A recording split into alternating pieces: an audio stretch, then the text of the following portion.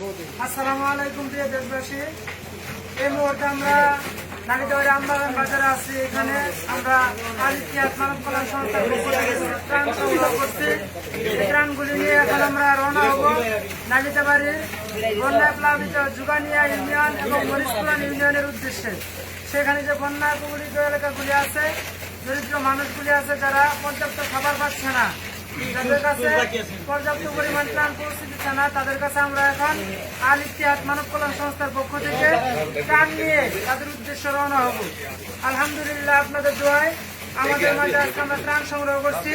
এই যে চিরা আছে, আমরা হাফ কেজি করে চিরা দিছি, পরে হাফ কেজি করে মুড়ি দিছি, তারপরে টুস বিস্কিট আছে, আর হলো মিঠাই আছে, আর এক বোতল করে পানি আছে।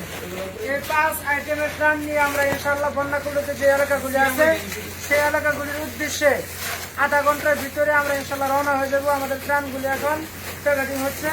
আল ইত্তেহাদ মানব কল্যাণ সংস্থার যে সদস্যরা আছে তারা এই কাজ করতেছে।